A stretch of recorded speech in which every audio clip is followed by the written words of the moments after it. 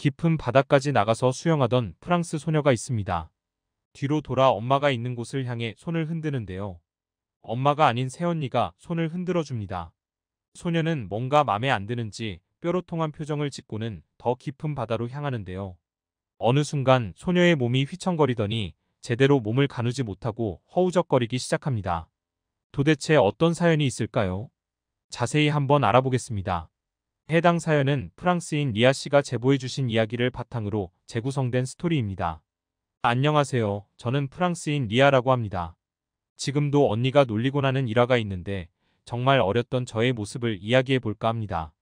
저는 외동딸로 태어나 아빠와 엄마의 사랑을 듬뿍 받고 자랐습니다. 심지어는 큰아버지 부부의 사랑도 독차지하고 있었죠. 큰아버지께서는 아이를 원하셨지만 어째서인지 낳을 수 없었거든요. 어린 시절 저는 모두의 관심이 저에게 쏟아지는 것이 너무 좋았습니다. 아빠의 형이었던 큰아버지 부부는 저희 가족과 1년에 두세 번은 만나서 가족 모임을 했었습니다. 아빠와 큰아버지가 어렸을 때부터 형제애가 강했다고 했거든요. 평소와 똑같이 즐거운 가족 모임이 될 것이라고 생각했던 그날, 뭔가 다른 것을 알아차렸습니다.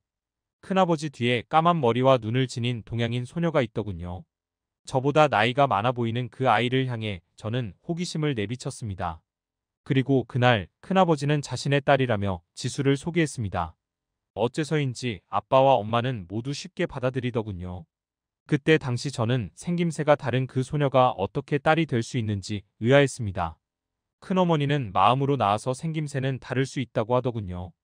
저는 그 말 자체가 너무 이해가 가지 않았습니다. 지수는 저보다 5살이 더 많더군요. 당시 중학생이었는데 저보다 프랑스어를 제대로 못하고 버벅댔습니다. 바보 같다고 툴툴대니 아빠가 저를 혼내더군요. 하지만 제가 보기에는 바보가 맞았습니다.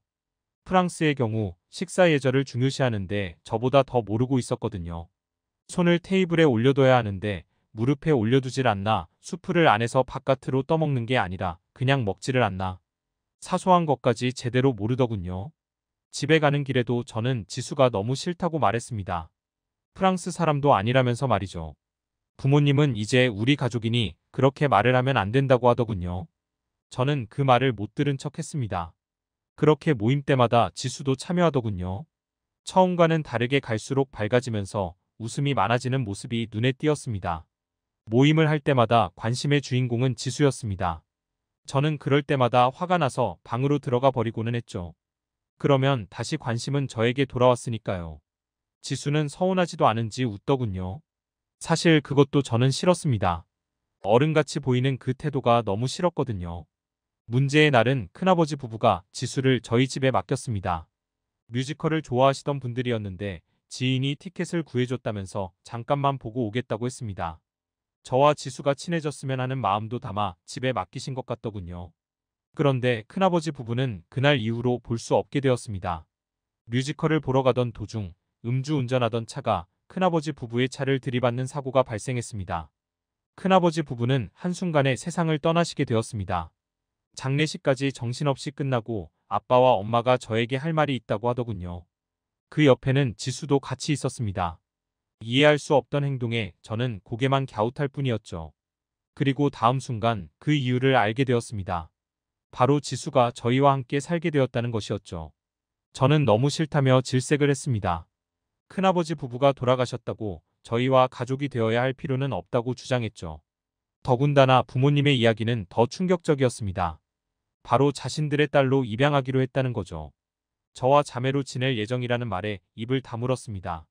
닮은 구석도 하나 없고 프랑스어도 제대로 못해서 대화도 잘 안 통하고 제가 생각했던 언니의 모습은 하나도 없었는데 자매가 되라니.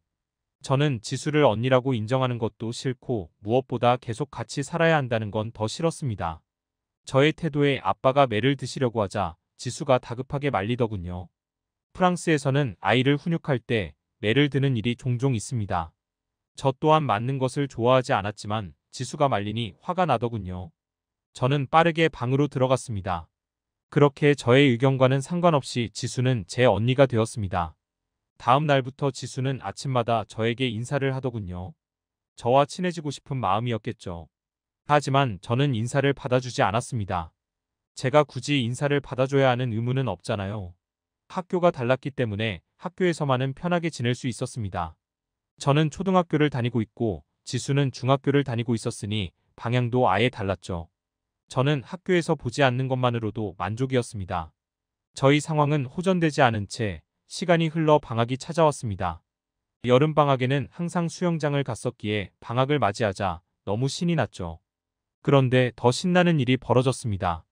이번 여름은 수영장이 아닌 바다로 간다고 하더군요. 더군다나 니스에서 방학 동안 지낼 것이라고 하니 더 설렜습니다. 부모님도 휴가를 학교의 여름방학에 맞췄기 때문에 가능한 일이었죠. 제가 살고 있던 지역은 프랑스의 리옹이었는데 니스와는 거리가 좀 있는 편이었습니다. 니스는 리옹보다 더 남부라서 따뜻하기도 하고 갈 수 있는 해변이 많아서 천국이나 마찬가지였죠. 오랜만에 집 근처가 아닌 다른 지역으로 간다고 생각하니 정말 설레더군요. 5시간 넘게 걸려서 니스에 도착했습니다.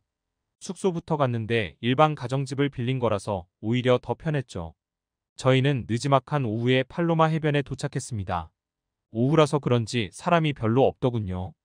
바다는 오랜만에 본 것이라 신이 난 채 뛰어갔습니다. 해변에서 가까운 곳은 수심이 얕아 제가 걸어도 종아리까지만 탔더군요. 아빠와 엄마는 팔로마 해변에서 커다란 수건을 깔고 일광욕을 즐겼습니다. 그 옆에 지수도 앉아 있었는데 수영을 잘 못하는 것 같더군요. 저는 모두에게 제 수영 실력을 뽐내고 싶었습니다. 저는 발이 닿지 않은 곳까지 헤엄쳐 손을 흔들었습니다. 저는 엄마를 향해 흔든 건데 지수가 손을 흔들더군요. 계속 손을 흔들었으나 엄마는 아빠와 이야기를 나누고 있었습니다. 생각해보니 요트를 타자고 했던 아빠의 제안이 생각났습니다. 요트를 타지 않겠다고 했더니 지수도 타지 않겠다고 했죠.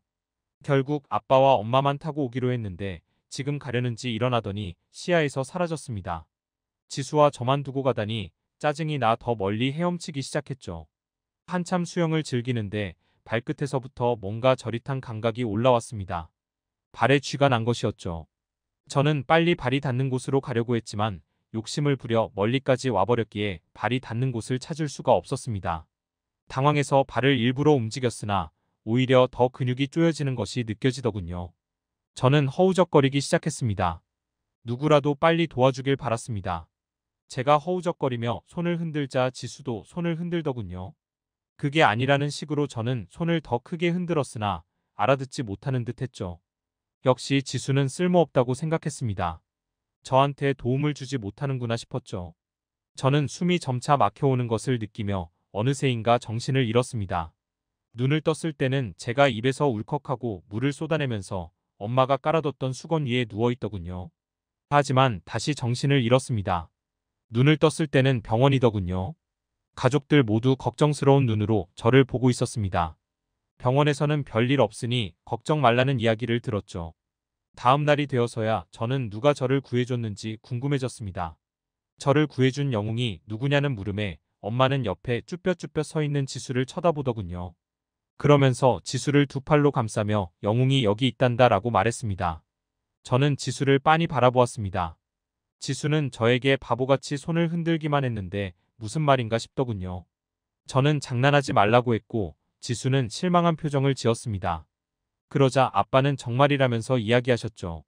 지수는 원래 수영 선수가 꿈일 정도로 수영을 잘한다고 하더군요. 그런데 큰아버지 부부가 갑자기 세상을 떠나면서 모든 것에 흥미가 떨어졌고 수영에 대한 열의도 사라졌었다고 했습니다. 그래서 바다에서도 그냥 앉아 있었던 거죠. 저를 구해달라고 손을 흔들며 사람들의 주목을 끌었지만 저를 구하기 위해 도와주는 사람이 없었다고 합니다.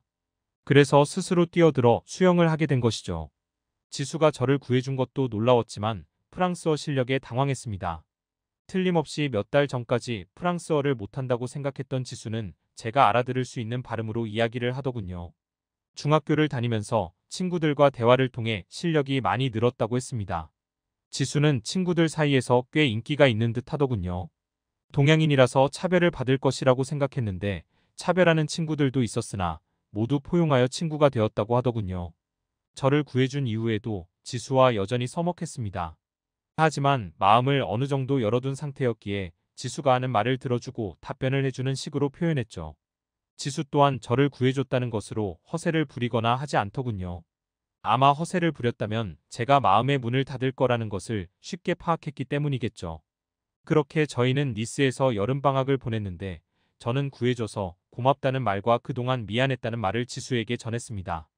니스에서 보낸 여름으로 저희는 정말 자매가 될 수 있었죠. 현재 지수 언니는 구급대원이 되어 사람들을 구해주는 일을 하고 있답니다. 저를 구해줬던 기억이 자신에게는 삶을 뒤흔드는 중요한 터닝포인트가 되었다고 하더군요. 물론 저에게도 그 일은 터닝포인트가 되었습니다. 저 또한 언니를 따라 구급대원을 준비하고 있거든요. 현재는 지수 언니가 그날의 일로 저를 놀리기도 한답니다. 그때 만약 자신이 구해주지 않았다면 저는 이 세상 사람이 아니었으니 말을 잘 들으라고 하면서 말이죠. 저는 웃기지 말라고 항상 대들기는 하지만 맞는 말이라고 생각합니다. 지금까지 리아 씨가 보내주신 바다에 빠졌지만 한국 입양아인 새언니가 구해준 사연에 대해 소개해드렸는데요. 어떻게 보셨나요? 클립 뉴스에서는 여러분의 사연을 기다리고 있으니 소개해주고 싶은 사연이 있으시면 언제든 제보 바랍니다.